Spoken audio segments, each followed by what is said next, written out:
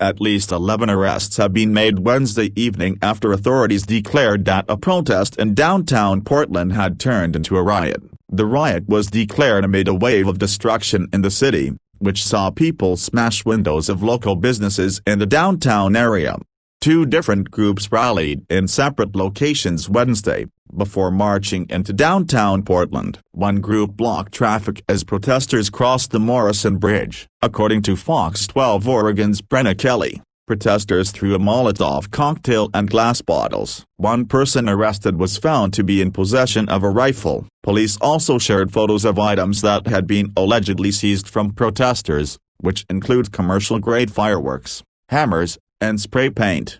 The Multnomah County Sheriff's Office announced that the National Guard has been deployed by Gov. Kate Brown to respond to acts of violence as well as maintain public order and ensure community safety. Guard members are trained in crowd control and will be riding with local response teams. They are dressed in military-style garb, which is their uniform, the sheriff's office said. Oregon National Guard members are civilian community members helping to protect us. We don't take this decision lightly. Our goal is to keep our community safe, police added. We encourage demonstrators to gather peacefully. Those who fail to leave the area are subject to arrest, citation, and/or use of force including, but not limited to impact munitions and/or tear gas, according to police.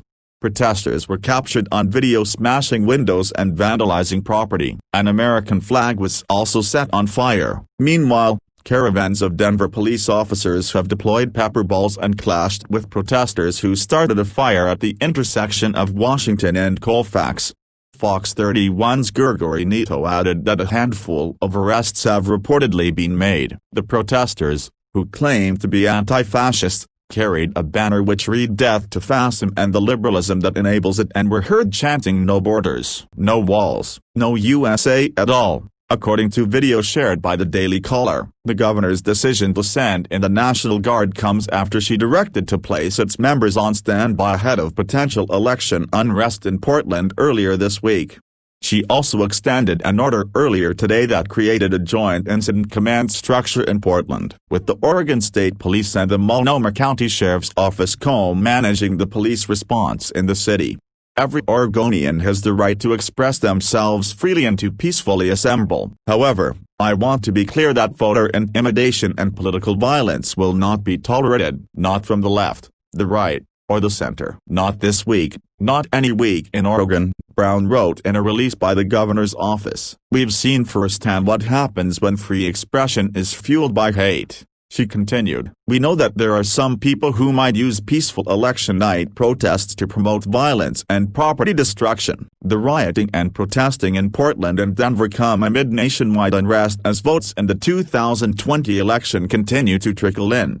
Battleground states including Nevada, Pennsylvania, North Carolina, and Georgia still remain too close to call. According to the latest estimates from the Associated Press, former Vice President Joe Biden is currently leading in Nevada with 49.3% of the vote and compared to Trump's 48.7%, a difference of more than 7,600 votes. Meanwhile, President Trump is leading in Pennsylvania, North Carolina and Georgia, with 50.7%, 50.1% and 49.7% of the votes respectively. However, Biden trails behind by more than 164,000 votes in Pennsylvania, more than 76,000 in North Carolina, and more than 31,300 votes in Georgia, with many votes still outstanding.